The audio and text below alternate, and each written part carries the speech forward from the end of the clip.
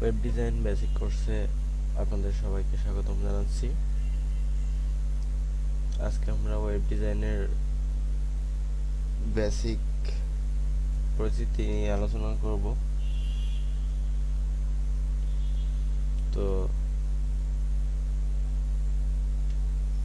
Web design করতে গেলে আপনার প্রথমত তিনটে জিনিসের কথাই আগে আসে, সেটা হলো HTML, CSS আর হলো jQuery বা জাভাস্ক্রিপ্ট।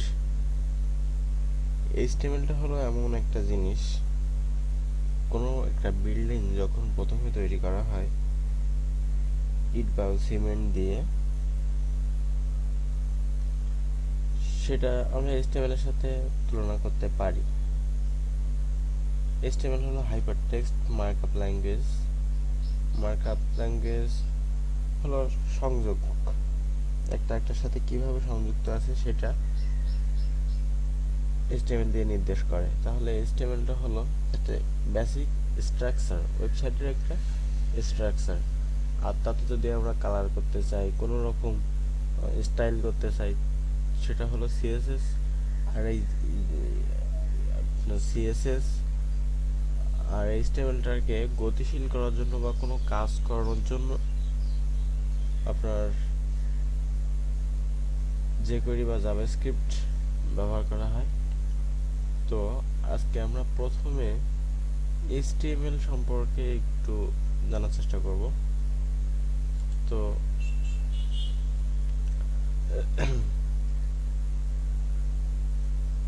আপনার HTML শেখার জন্য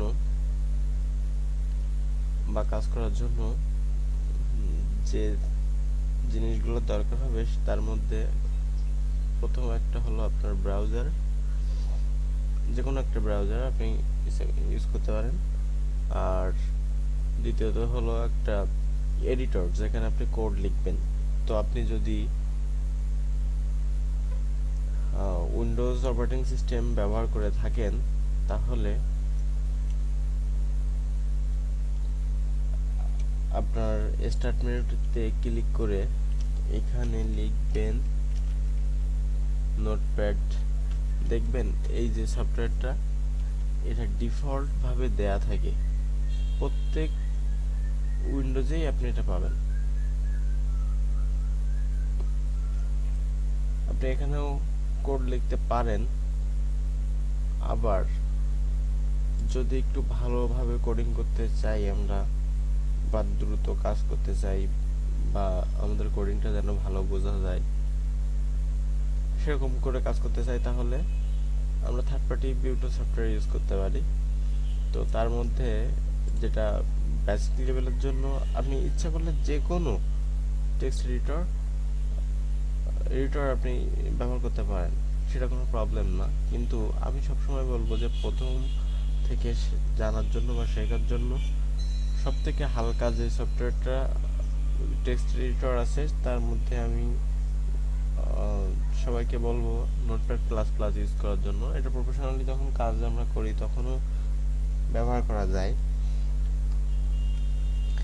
তো আপনি গুগলে লিখবেন নোটপ্যাড প্লাস প্লাস, লিখে সার্চ দিবেন। দিলে এখানে প্রথমে দেখবেন নোটপ্যাড প্লাস প্লাসের অফিসিয়াল ওয়েবসাইটটা আসছে, notepad++.org।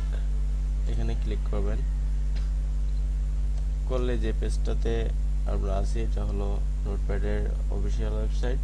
তো আপনি এখান থেকে লেটেস্ট ভার্সনটা ডাউনলোড করে নিতে পারবেন।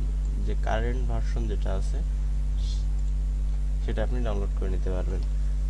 ডাউনলোড করার পর আপনি অন্যান্য সফটওয়্যারগুলো যেভাবে ইনস্টল করে থাকেন সেভাবে নেক্সট নেক্সট নেক্সট করলেই ইনস্টল হয়ে যাবে।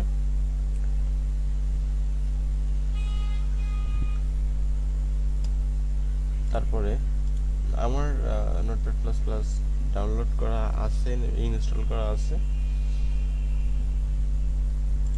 Notepad plus plus install open করতেছি। আপনি যখন নোটপ্যাড প্লাস প্লাস ওপেন করবেন, প্রাথমিকভাবে এরকম স্ক্রিন দেখতে পারবেন। তো সবথেকে একটা ভালো প্র্যাকটিস হয় যে আপনি কোনো একটা প্রজেক্ট শুরু করার আগে বা আপনার প্র্যাকটিস শুরু করার আগে সবসময় আগে একটা ফোল্ডার তৈরি করে নেবেন। আমরা নাম দিলাম বেসিক এইচটিএমএল। এবার এর ভিতরে যে ফোল্ডারটা লাগবে এইচটিএমএল করব, সেজন্য একটা নতুন ফাইল নিলাম। ফাইল নেওয়ার পরে সবসময় একটা জিনিস মনে রাখবেন যে আমাদের ওয়েবসাইটে অনেকগুলো ওয়েব পেজ থাকতে পারে। তাহলে মনে করেন আমার সাইটে 100 ওয়েব পেজ আছে, তাহলে আমি যখন ওই ডোমেইন নেমটা বা ওই সাইটের লিঙ্কটা যখন ব্রাউজ করব, তখন আমার কোন ফাইলটা আগে ডিফল্ট হিসেবে কিছু তো একটা আসতে হবে, কোন ফাইলটা আগে শো করবে, সামনে আসবে, তারপর থেকে সেখান থেকে লিঙ্ক করা থাকবে বা বিভিন্ন পেজে যাইতে পারবো, কিন্তু কোন পেজটা আগে আসবে। সবসময় ব্রাউজার একটা জিনিসই ফলো করে, যেটার নাম দেয়া থাকে ইন্ডেক্স, সেই ফাইলটা সে আগে ডিফল্ট হিসেবে কাউন্ট করে। মনে করেন আপনি প্রথম অবস্থায় যখন আমরা করতে যাচ্ছি ওয়েব ডিজাইন, তো ডিজাইন সবসময় এইচটিএমএল দিয়ে হয়, কিন্তু যখন আমরা ডিজাইনের পরে আবার এই সাইটটা ডেভেলপ করা হবে, তখনও একই নিয়ম যে ইন্ডেক্স ডট সাপোজ পিএইচপি দিয়ে যদি কেউ ডেভেলপ করে, তাহলে ইন্ডেক্স ডট পিএইচপি যে পেজটা থাকবে সেই পেজটা ব্রাউজার আগে কাউন্ট করবে। তাহলে ব্যাপারটা এরকম দাঁড়ালো, ইন্ডেক্স নামে কোনো যদি ফাইল থেকে থাকে সেইটা সে আগে কাউন্ট করবে। এজন্য আমরা সবসময় প্রথম যে পেজটা করব হোম পেজ, ইন্ডেক্স পেজকে বলা হয় হোম পেজ, যে ডিফল্টে থাকে প্রথমে থাকে, তাহলে প্রথমে যেটা আছে সেটাই হোম পেজ। হোম পেজকে সবসময় ইন্ডেক্স ডট এইচটিএমএল বলে সেভ করব। আপনি যদি সফলভাবে এভাবে সেভ করতে পারেন, তাহলে এরকম ব্রাউজারের চিহ্ন আপনি দেখতে পারবেন। আর একটা জিনিস বলে রাখি, যদি আপনি নতুন উইন্ডোজ দিয়ে ব্যবহার করতে চান, আপনি যদি এটা এক্সটেনশনটা না জানেন, এই যে ডট এইচটিএমএল, এটা হলো এইচটিএমএল এর এক্সটেনশন। ডট এইচটিএমএল, আমরা যখন এইচটিএমএল করব তখন এই জিনিসটা আমাদের লিখতে হবে ডট এইচটিএমএল। কিন্তু আপনি যদি নতুন উইন্ডোজ দিয়ে থাকেন আর আপনি যদি এক্সটেনশনটা না শো করাতে পারেন, তাহলে আপনি দেখবেন ইন্ডেক্স লিখছেন, এরকম নতুন ফাইল নিয়ে লিখছেন, আপনি ডট এইচটিএমএল এই লেখাটা লিখতে পারতেছেন না, আর এটা আসতেছে না, তখন ডট টিএক্সটি হয়ে থাকবে। এক্ষেত্রে আপনি করতে পারেন, আপনার জন্য দেখাই রাখি, কন্ট্রোল প্যানেলে যাবেন, এখানে দেখবেন ফোল্ডার অপশন আছে, সেখান দিয়ে ভিউতে যাবেন, এই যে দুইটা চেক বক্স, এটা টিকটা উঠাই দেবেন, দিয়ে অ্যাপ্লাই করে সেভ করে দেবেন, তাহলে দেখবেন এখানে এক্সটেনশনটা চলে আসছে। এখন আমি কি করব, এটা রাইট বাটনে ক্লিক করে সিলেক্ট করে রাইট বাটনে ক্লিক করে edit with notepad plus plus click করলাম, ওটা চলে আসছে, এই যে ইন্ডেক্স ডট এইচটিএমএল। এখন এখানে আমরা কোড লেখা শুরু করব, এইচটিএমএল এর কোড। তো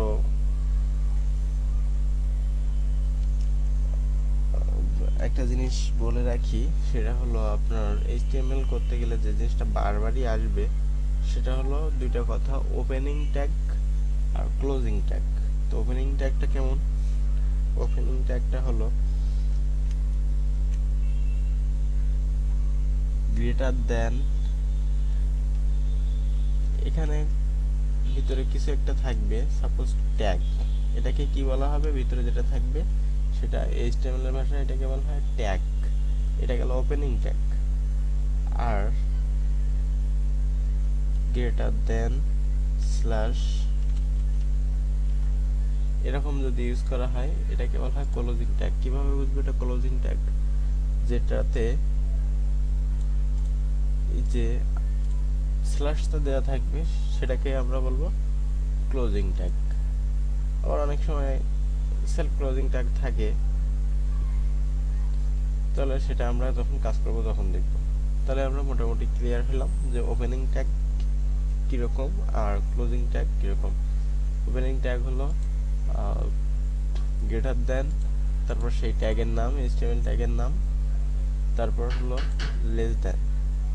আর ক্লোজিং ট্যাগ হলো গ্রেটার দেন,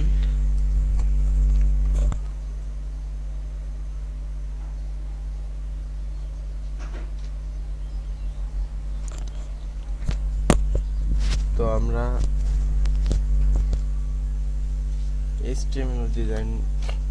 HTML করতেছি। তো HTML শুরু করতে গেলে প্রথম যে ট্যাগটা আছে সেটা হলো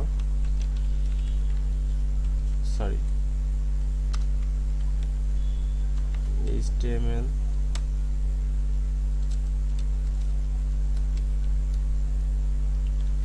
এটা ক্লোজ করলাম, HTML। আর এর ভিতরে যে ট্যাগগুলো থাকে সেটা হলো আপনি আপনার কিবোর্ড থেকে একটা ট্যাব চাপ দিবেন, দিলে আপনার 4টা স্পেসের জায়গা সে নিয়ে নেবে। এটাকে বলা হয় ইনডেন্টেশন। এভাবে করলে কোডগুলো দেখতে খুব সুন্দর হয় আর বুঝতেও খুব সহজে বোঝা যায় যে কোনটা কার ভিতরে আছে। যেমন আমি যদি এখান দিয়ে লিখে যাই তাহলে আমি সহজেই বুঝতে পারবো যেটা HTML এর ভিতরে আছে। আবার যখন এখান দিয়ে লিখবো তখন সেটা HTML এর বাইরে আছে, এভাবে বুঝতে পারবো। তো HTML এর প্রথমত যে ট্যাগগুলো আছে সেটা হলো হেড,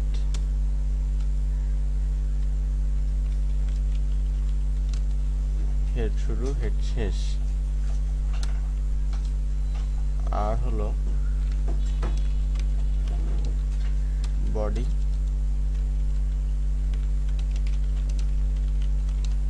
বডি শুরু, বডি শেষ।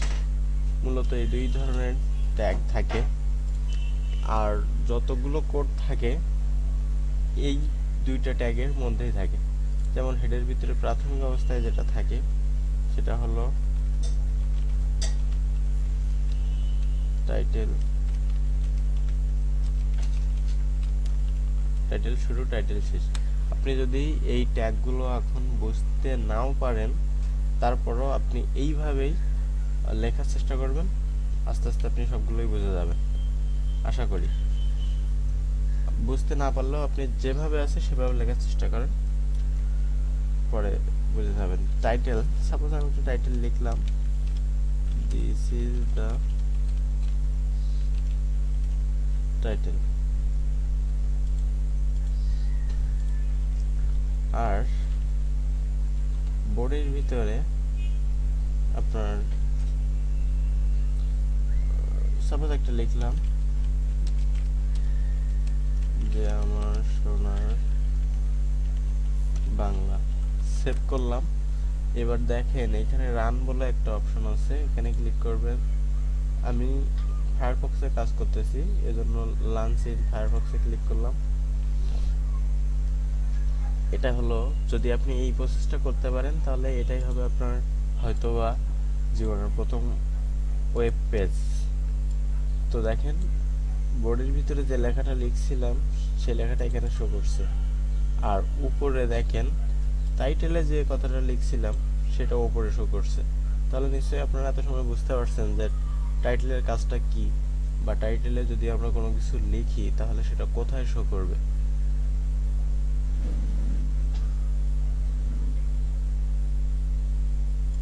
তাহলে আমরা টাইটেলের কাজটা আশা করি বুঝতে পারছি। আর এই যে ব্রাউজারের এইখান থেকে এই পর্যন্ত, এখান থেকে এই পর্যন্ত আমরা যা কিছু দেখি না কেন সমস্ত কোডগুলো কোথায় লেখা থাকবে? বডির ভিতরে। প্রকৃতপক্ষে হেডের ভিতরে কোনো কিছু আমরা দেখতে পারি না। হেডের ভিতরে কি করা থাকে, বিভিন্ন যদি বাইরের কোনো ফাইল থাকে, একটা পেজ না হয়ে আরো অনেক পেজ থাকতে পারে, সিএসএস থাকতে পারে, জেএস থাকতে পারে, আরো অনেক অনেক অনেক কিছু থাকতে পারে। সেই জিনিসগুলো আমরা এর ভিতরে অ্যাড করে দেব। এর ভিতরে লিঙ্ক করা থাকবে, এর ভিতরে কানেকশন করা থাকবে, আর সেগুলো আমরা সচরাচর দেখতে পাবো না, কিন্তু আমরা ব্রাউজারে যে জিনিস যেটা দেখতে পাবো সেটা কোথায় থাকবে, বডির ভিতরে। এখন আর আপনাদের একটা কথা বলে রাখি, সেটা হলো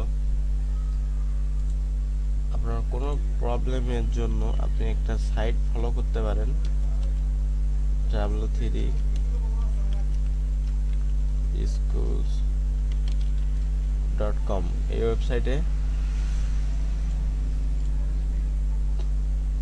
আপনি এখানে প্র্যাকটিস করতে পারবেন বা অনেক কিছু শিখতে পারবেন। আপনি যদি মনে করেন যে না আমি একটু ঘেটে ঘেটে দেখবো কোন ট্যাগটার কাজ কি বা কোনটা কিভাবে কাজ করতেছে, আপনি এখানে সব দেখতে পারবেন। এখানে আসার পরে আপনি, যেহেতু আমরা HTML শিখতেছি, আপনি লার্ন HTML এখানে ক্লিক করবেন।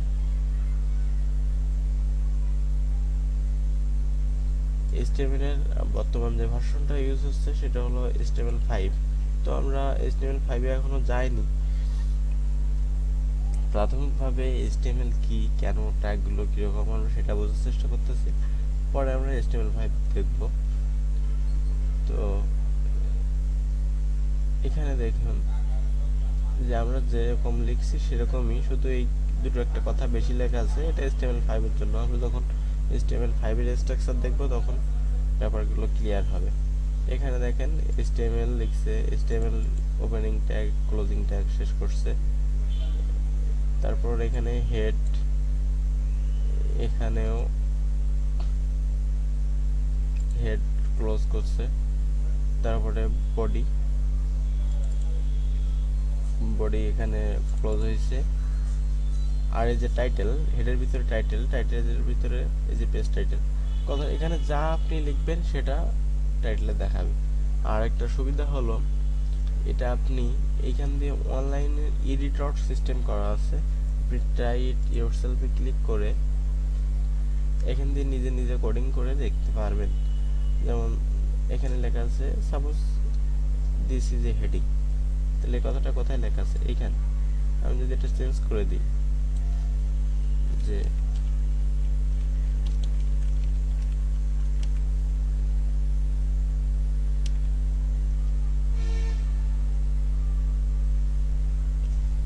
বেসিক HTML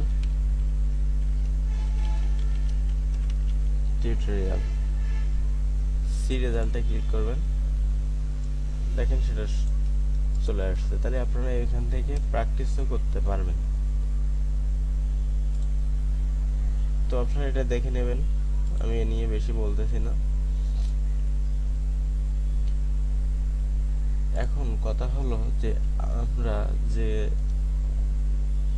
কোনো লেখা প্রিন্ট করার জন্য কি কি ধরনের ট্যাগ ইউজ করে থাকি।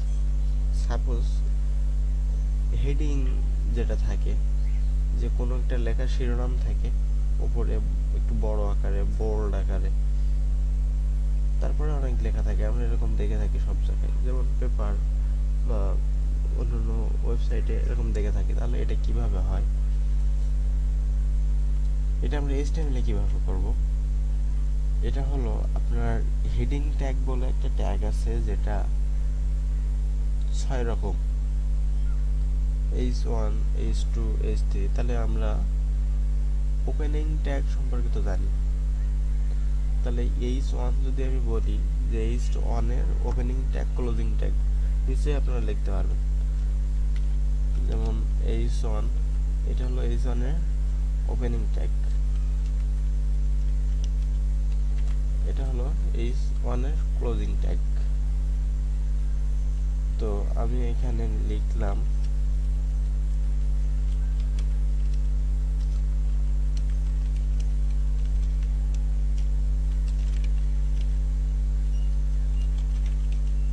this is the heading 1, save then, এটা রিলোড করে দেখেন this is the heading 1। এখন কথা হলো যদি সবগুলোই আমার হেডিং ট্যাগ হয়, তাহলে H1 এর কাজ কি হবে, H2 H3 H4 H5 H6 এর কাজ কি হবে। তো আমি দেখাই H2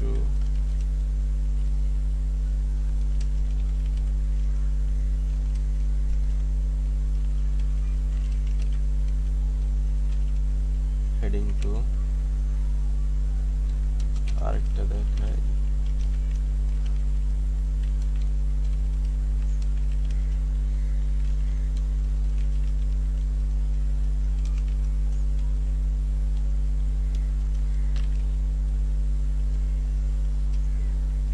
আর আপনারা সবসময় কাজ করার সময় যেটা ওপেনিং ট্যাগ শুরু করবেন সেটা আগে শেষ করে নেবেন,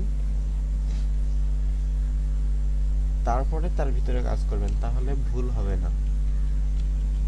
তা নাহলে পরে এটা লিখলেন, তারপরে এটুকু লিখলেন, লিখে যদি এটা লিখতে মনে না থাকে তখন কিন্তু প্রবলেম হবে। এটা লিখবেন, লিখে এটা লিখে নেবেন, তার ভিতরে এটা লিখবেন। সেভ করেন। দেখেন প্রথমটা অনেক বড়, তারপর একটা একটু হালকা ছোট এটার থেকে, তারপর একটা হালকা ছোট। তার মানে আমরা বুঝতে পারতেছি যে যখন H1 H2 H3 এরকম করে যত কম নেব, যত নিচের দিকে যাইতে থাকবো, তত আমার সাইজটা, এই লেখার সাইজটা আস্তে আস্তে ছোট হয়ে যাবে। এখন যদি আমি এখানে লিখি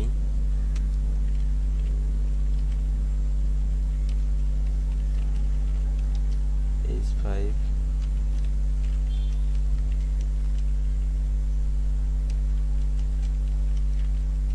হেডিং 5, আর একটা হলো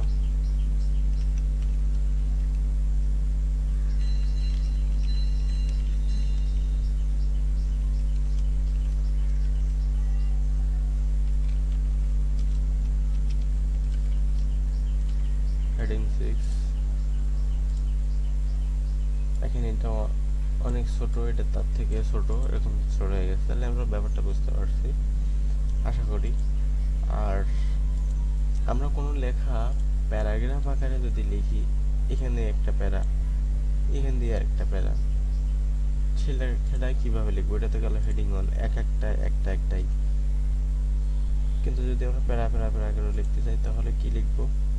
একটা ট্যাগ আছে, সেটা হলো আপনার পি ট্যাগ, এটাকে বলা হয় প্যারাগ্রাফ ট্যাগ। কিভাবে লিখবো? ওপেন করলাম, এটাকে আবার ক্লোজিং ট্যাগ দেব। সাপোজ এখানে লিখবো যে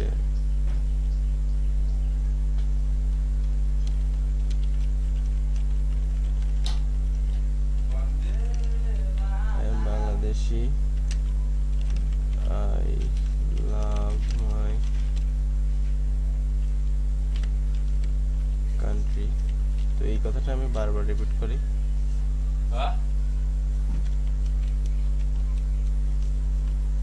সাপোজ এরকম একটা প্যারাগ্রাফ আছে, আর এটা কেমন আসতেছে একটু দেখি। একটা প্যারাগ্রাফ আসছে, যদি বলি যে আমার আরো এরকম 2টা প্যারাগ্রাফ থাকবে, তো আমি এটাই কপি করি। সাপোজ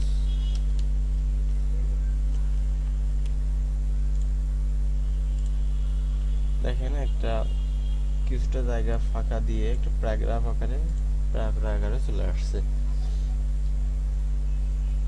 তো আমরা নিশ্চয়ই বুঝতে পারছি যে আসলে এটা কিভাবে কাজ করে। তো